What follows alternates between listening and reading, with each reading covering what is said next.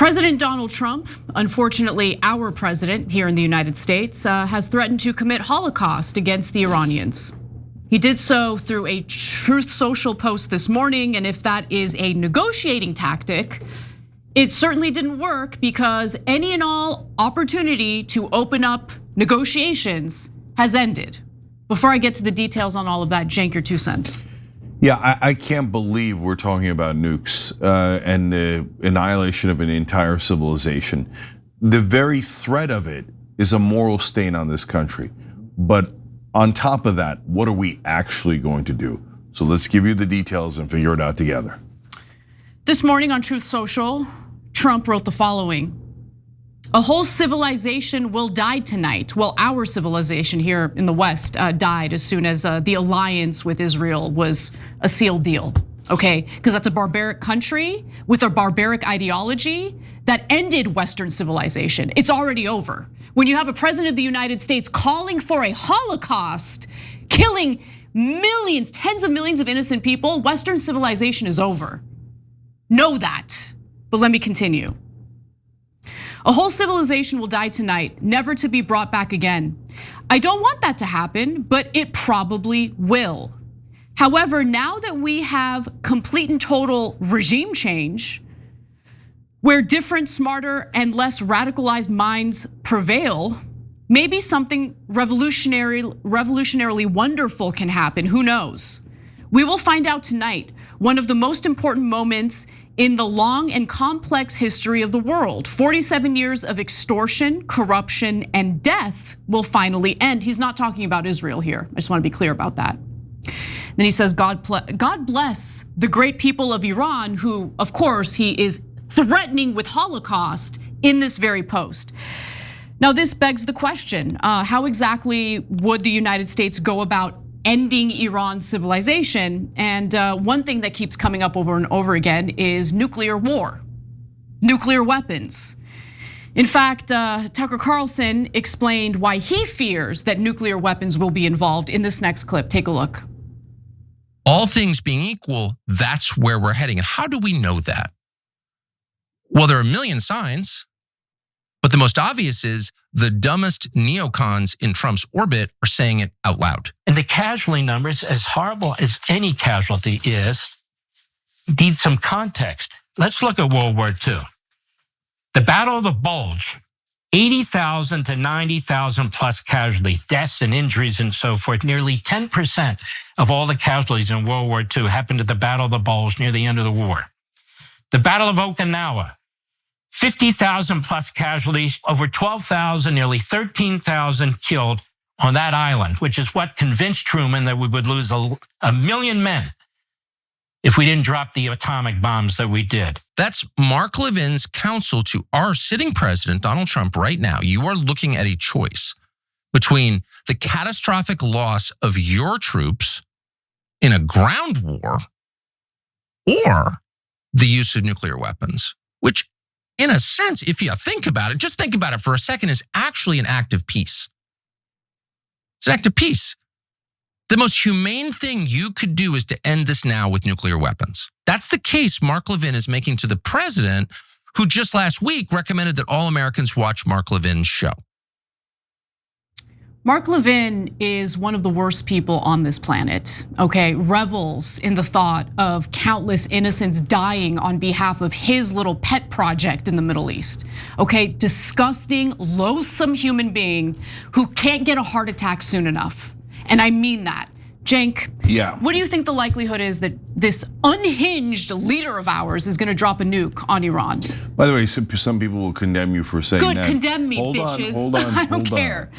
On the other hand, they won't condemn Donald Trump saying he might kill 90 million people in Iran. So let's note the ironies that, of course, they won't condemn Israel killing over 72,000 Palestinians, well over that number. Right. Because of course, Israel has different rules. But I thought that one of the rules was never again. But now if Israel wants it, we're to drop a nuke and kill millions of people in Iran. So you never meant never again. Let's just be clear, hold on. The ADL has not condemned this at all. Of course not. To my knowledge, not a single Jewish leader in this country has condemned the call to do it again, to commit a Holocaust in Iran. That is devastating, devastating. So there are tons of Jewish Americans who are very opposed to this. They should speak out more. No, they do. Glenn Greenwald did this morning on a show that on Piers Morgan along with myself, right? Robert Greenwald. We can name a million people as we always do. It's always the same 5 people, Cenk. No, that's not true. There's tons of young Jewish Americans, etc. Speak up more. But when you talk about Jewish American leaders in this country, they have been a disaster. They have been atrocious in saying you must follow every edict of Israel. You must follow every war crime. You must support and enable their genocide in Gaza. Now they're doing ethnic cleansing in southern Lebanon. And now we have to go along with Mark Levin calling for a nuclear holocaust in Iran.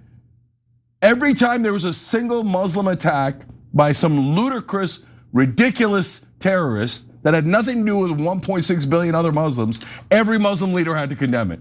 But not a single Jewish leader is condemning the idea of a nuclear holocaust. That is shameful.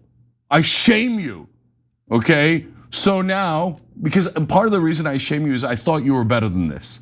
And I hope that you are better than this, but so far, deeply disappointing. But now, more importantly, so guys, the problem here is he said no ground troops. He knows his base hates the idea of ground troops.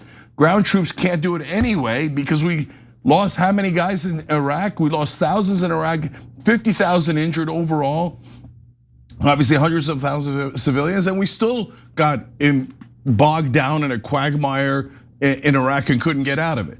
So if you can't reopen the Strait of Hormuz and you can't use ground troops, then you start to talk about the one way that you could theoretically intimidate them, which is through nuclear weapons.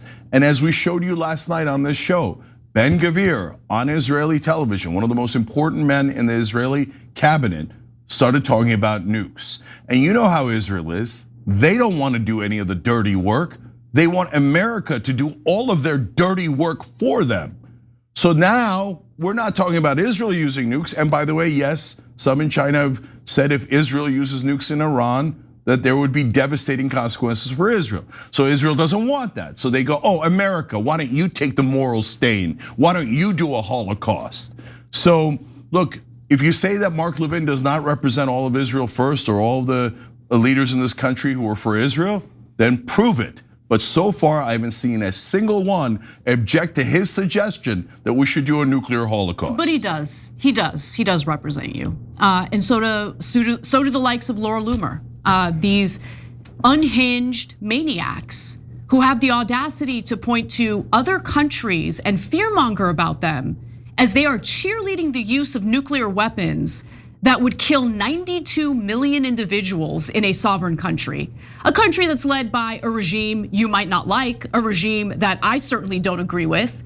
But who the hell are we to go into a country and decide who should be running it? I would like Americans to answer this question. How would you feel if a foreign country, a foreign power, let's say a rising superpower, let's say a superpower already like China, decided they don't like Trump or any leader that we have here in the United States, came in and wiped out our regime?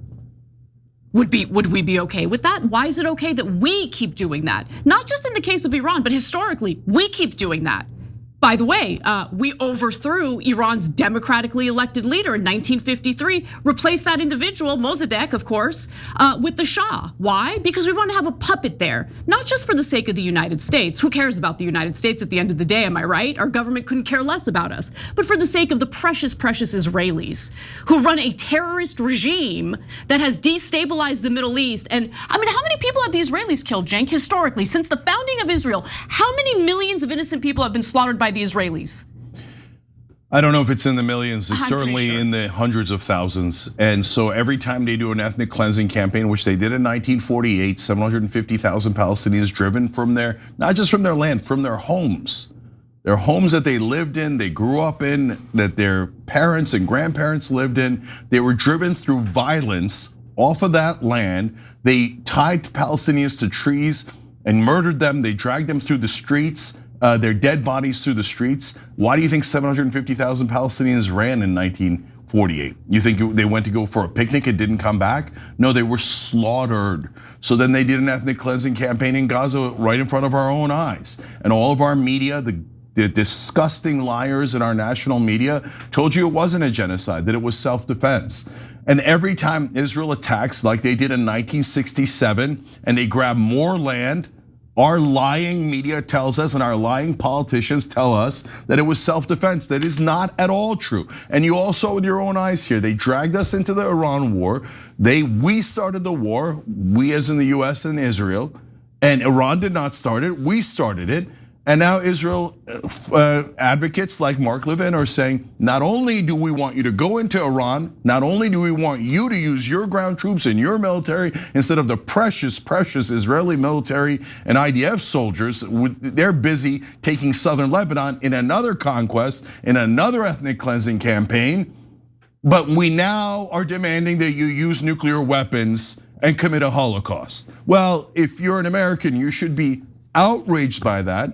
And yeah, this is not an ally. This is a at this point, the current Israeli government is a deeply evil fascist state that is encouraging us to do a Holocaust while they go around pretending to say things like never again. So it's disgusting, and I can't believe we're at this point in America where our government is so captured by a different government, a disgustingly evil government, that we're considering this. Our president, guys, this is not hypothetical. Our president told us this morning that he might do an annihilation of the entire Iranian civilization. He said to watch Mark Levin's show, knowing what Mark Levin was going to say. That's not a random broadcast. Trump said, watch what Levin is going to say. And then Levin threatened nuclear annihilation. And then today Trump backs it up with total annihilation. So this is not acceptable for our country to be governed by these sick people. Yes, the Israeli government are a bunch of terrorists. We fund them, we fight their wars for them, we enable their terrorism. This is lunacy. We have to get rid of every Israel supporter in our government. Otherwise, they're going to drive us into a moral ruin, let alone the economic ruin, let alone all of our guys who are going to go die in Iran. They're driving us to ruin, and every time that someone points it out and says it, look, Trump said it. He said it, and not only is he saying it, he attacked Iran, and we're gonna show you later in the show about how the Israelis, now that even the New York Times is reporting it, the Israelis tricked them into going into Iran. But when you say, hey, it's obviously Israel, every son of a bitch in our media and in our politics go, oh, that's so anti-Semitic. If you didn't hate Jews, you would murder all the Iranians. Let me address that. Are you insane? Are you insane? Let me address that. So going back to your earlier question, Jake, about Jewish leaders in the United States and the silence, the lack of concern over the fact that potential nuclear Armageddon might pop off tonight in the name of the Jewish state. They don't have any condemnations, right? Let's just keep it real, Cenk. They're too busy in their feelings, okay? Talking about their feelings, endlessly complaining about anti-Semitism without taking a freaking moment to consider why anti-Semitism is blowing up all across the country right now. I can't believe that anyone would have the audacity to talk about their freaking feelings right now. Oh my God, my feelings are so hurt. People are upset about Jewish people. No, they're not upset about Jewish people, okay? If anything, your silence is giving people the impression that this is something that you're totally in favor of. Slaughtering 92 million people in a sovereign country because you don't like the regime. Either you speak out about, actually condemning the real war crimes that are being committed right now. The slaughter that was carried out in Gaza, the slaughter that's being carried out right now in Lebanon, the slaughter that's being carried out right now in Iran, in the name of Israel. Either you condemn that, or I've got no interest in hearing anything you've got to say, including anything you have to say about your hurt feelings. Look, let me double down on that. So you're telling us that we shouldn't care about 90 million dead people in Iran, but we should care about your effing feelings? That, oh my God, you're offended because we have accurately laid out what Israel has done and gotten us to do and is threatening today. So you're not worried about 90 million dead people and another Holocaust, but you're worried about your effing feelings. Yep. And I'm supposed to care about your feelings more than I care about 90 million dead people. Or more than I care about 72,000 dead Palestinians, again, at a bare minimum. 30,000 dead children in Gaza, and I'm supposed to care about your feelings? No, your feelings suck. Your feelings are what caused this. Yep. Oh, I need to do this. Israel needs to be number one. Israel needs Gaza. Israel needs southern Lebanon. Israel needs greater Israel. America must follow Israel. And if you don't follow Israel, then I'm offended. Well, I don't give a damn that you're offended. I'm glad that you're offended. I want to offend you 10,000 times more until you stop the state of Israel from murdering their neighbors and taking their land and now threatening a Holocaust. I am way more offended by that, and the entire country should be 1 billion times more offended than somebody telling me, oh, you've offended Israel, so my feelings are hurt. F your feelings. 100% couldn't agree more. Now, there are some who think, and remember, this is all speculation because Trump is unhinged. We don't know what he's gonna do. But there are some who have poured cold water on the theory that he's going to use a nuclear weapon. One of those individuals happens to be Colonel Douglas Macgregor, who advised the Trump administration in his first term. Macgregor is speculating that America will, use a more disastrous, not more, but an also disastrous alternative to nukes. Let's take a look at what he has to say. Nuclear? Very unlikely. The reason I say that is that the use of a nuclear weapon could provoke the intervention of other great powers that have nuclear weapons. And they might feel compelled to threaten their use against us or Israel or both if we use a nuclear weapon. So I don't think that we're going to see a nuclear weapon used. Secondly, can there be something else in the conventional inventory that could be extremely destructive? Well, we've seen the Oreshnik missile, a hypersonic missile that is extraordinarily destructive in its impact. Could we see something like that? Potentially, yes. Will this end the civilization in Iran? I don't think so. And will Iran respond in kind by destroying all the infrastructure on the west side of the Persian Gulf? And inside Saudi Arabia, will the Houthis also simultaneously close off access to the Red Sea? Yes. And the economic destruction is part of this, but honestly, when you have human lives at stake, it's kind of hard to be hyper-focused on what the destruction of oil and gas infrastructure in the Gulf is gonna do to the global economy, but it's disastrous. It's already disastrous, by the way. There's already damage done that will literally take years and years to recover from. And so, what we do know for certain is that Trump's threat of committing a Holocaust led to an absolute breakdown in the possibility of diplomacy or negotiations. Iran has cut off direct communication with the United States over President Trump's threat to destroy Iran's whole civilization Monday morning. Though talks with ceasefire mediators continue, Middle Eastern officials said there are no talks happening. Okay, this is from the Wall Street Journal. The Wall Street Journal is full of crap. There are no talks happening. There are no negotiations happening. And besides which, if there's even an inkling that there are third parties trying to find a way to get the United States and Iran together to open up diplomatic talks again, Israel will slaughter the individual trying to move toward diplomacy. That's what they do every time because Israel is a terrorist state. It's very clear. Let's go to what Trump is now vowing. He apparently had a conversation this morning with Bret Baier, and Bret Baier wanted to know, are you bluffing or is this real? Let's take a look. I just got off the phone with the president, and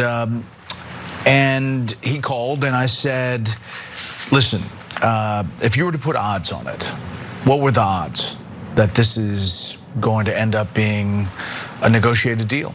He said he wasn't going to put odds on it, but he said 8 p.m. is happening.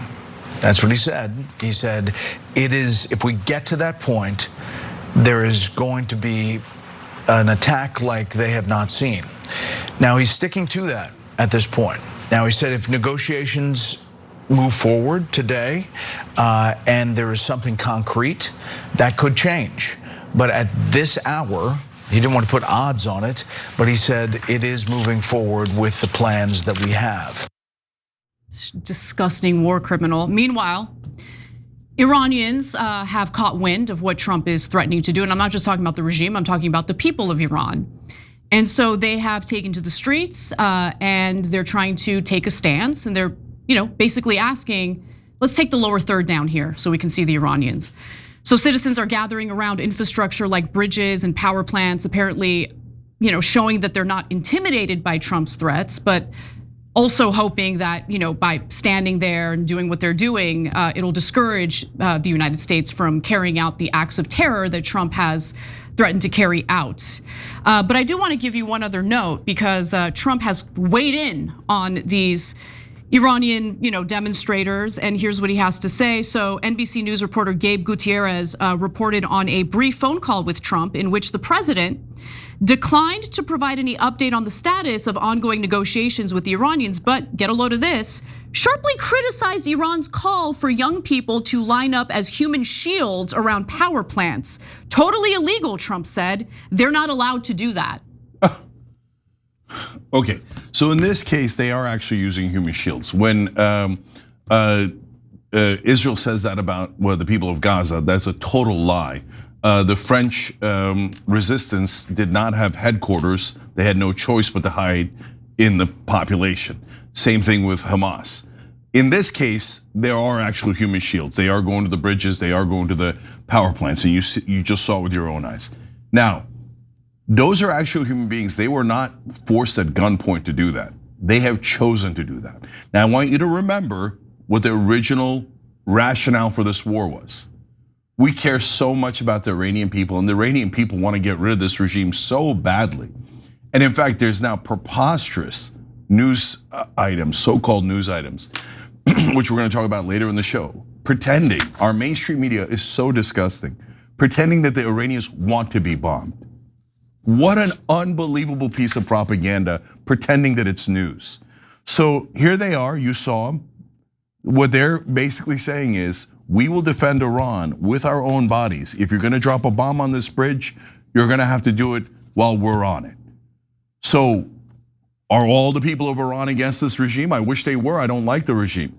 But it's obvious that what they have done is exactly what we predicted. They rallied around the flag. Yeah. They said, if you're gonna threaten to kill us all, well, you're gonna have to do it in front of the whole world because we're gonna stand right underneath the bomb. And we are for the people of Iran, we are for the country of Iran. That is obvious. That's where they're from. What did you think, that they were gonna be like, oh no, we prefer Israel? I mean, our media is so stupid. What unbelievable liars.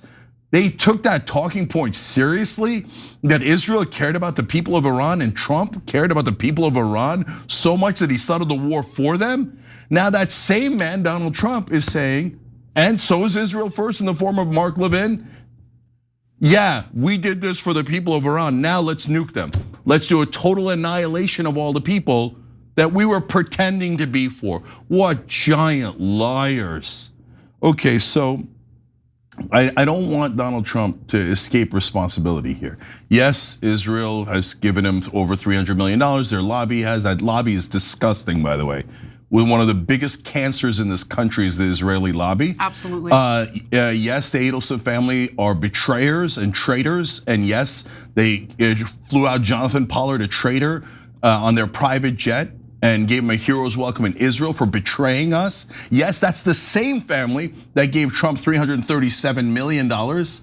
Yes, there is a potential that they have something on Trump.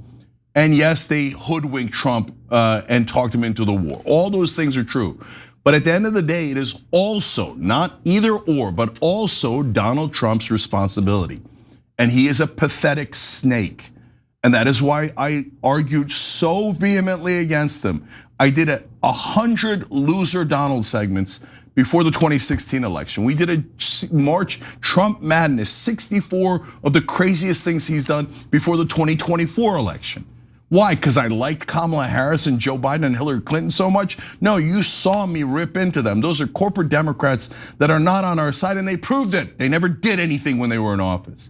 But nevertheless, I had to hold my nose and vote for them because I knew that Donald Trump was a madman. I knew that he was a pathetic snake, and I knew that he was dumb as a brick. And I can't stand to have these debates anymore. But oh no, Trump's really smart. Are you kidding me? He thought before the war, oh, they won't close up the Strait of Hormuz. They'll just surrender to me.